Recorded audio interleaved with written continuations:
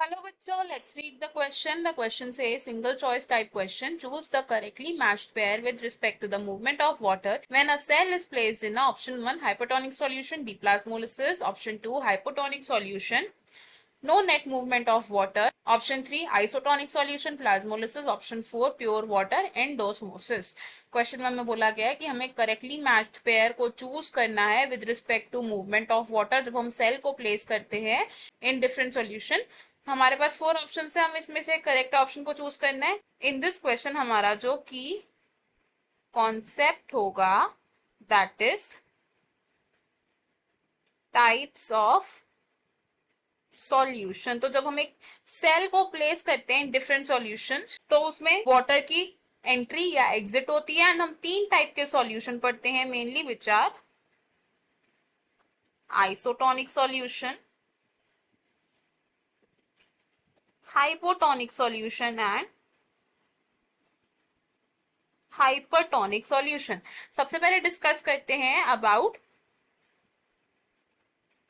Isotonic solution. तो isotonic solution होता है वो सॉल्यूशन जिसमें कि एक बैलेंस मेंटेन होता है between the external environment and the cytoplasm. It is a osmotic balance between cytoplasm and external solution. और इस तरीके के सॉल्यूशन में there is no net movement of water, यानी कि जितना पानी सेल के अंदर जाएगा उतना ही पानी सेल के बाहर जाएगा, जिसकी वजह से हम बोलते हैं कि there is no net movement. Second is hypotonic solution. Hypotonic solution में जो एक्सटर्नल सॉल्यूशन होता है वो साइटोप्लाज्म से ज्यादा डाइल्यूट होता है, विच मीन्स एक्सटर्नल सॉल्यूशन में there is more water. It has external solution is more dilute than cytoplasm of the cell. And hypotonic solution में जब हम एक सेल को प्लेस करेंगे तो वाटर की मूवमेंट कैसी होगी, water moves into the cell. और जब हम एक प्लाज्मोलाइज्ड सेल को हाइपोटोनिक सॉल्यूशन में रखेंगे, when plasmolyzed cell is placed in hypotonic solution, तो उसकी क्या हो जाएगी, डी प्लाज्मोलिसिस हो जाएगी, बिकॉज जो वाटर है वो सेल के अंदर जाएगा एंड सेल कंटेंट्स को दोबारा से क्या कर देगा, स्वेल कर देगा। नेक्स्ट बात करते हैं थर्ड टाइप ऑफ सॉल्यूशन की विच इज हाइपरटोनिक सॉल्यूशन। तो हाइपरटोनिक सॉल्यूशन होता है एक ऐसा सॉल्यूशन जिसमें कि जो एक्सटर्नल एनवायरमेंट है या एक्सटर्नल सॉल्यूशन है वो साइटोप्लाज्म से ज्यादा कॉन्सेंट्रेटेड होता है।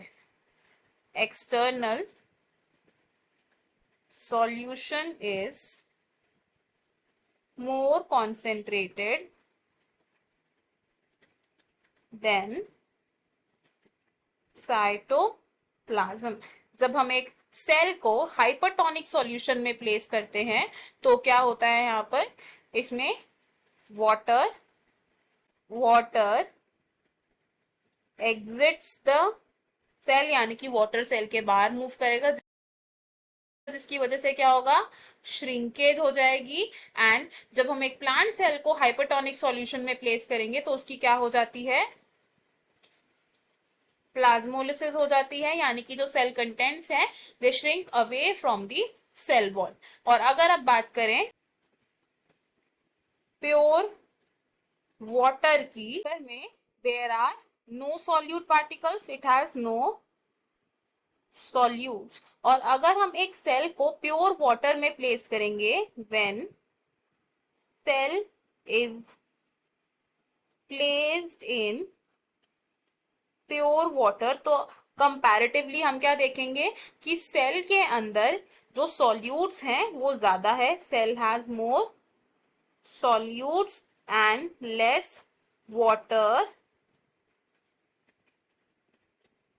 as compared to outer surroundings which is the pure water. तो ऐसी कंडीशन में क्या होगा कि जो वाटर है it enters the cell by osmosis, यानी कि water molecule semi permeable membrane को क्रॉस करके कहा जाएंगे, सेल के अंदर जाएंगे, और इससे हम क्या बोलते हैं, इट इज कॉल्ड एंडोस्मोसिस। तो जब सेल को हम प्योर वाटर के अंदर प्लेस करेंगे तो उसमें क्या होगा, एंडोस्मोसिस होगी। तो अकॉर्डिंग टू द ऑप्शंस हमें क्या करना है, करेक्टली मैच्ड पेयर को चूज करना है। हमारा करेक्ट मैच क्या है, it is option 4, pure water leads to endosmosis. तो इन दिस क्वेश्चन हमारा जो आंसर है that is option 4। Option 1 wrong हो जाएगा बिकॉज हाइपोटोनिक सॉल्यूशन में जब हम सेल को प्लेस करेंगे तो उसकी प्लाज्मोलिसिस होगी, ना कि डिप्लाज्मोलिसिस। ऑप्शन 2 भी रॉन्ग है बिकॉज हाइपोटोनिक सॉल्यूशन में वाटर की मूवमेंट कहाँ होती है, inside the cell. And option 3 भी रॉन्ग होगा बिकॉज आइसोटोनिक सॉल्यूशन में प्लाज्मोलिसिस नहीं होती, प्लाज्मोलिसिस होती है इन द हाइपोटोनिक सॉल्यूशन। हमारा फाइनल आंसर है यहाँ पर option 4। I hope you have understood it well. Best of luck, thank you.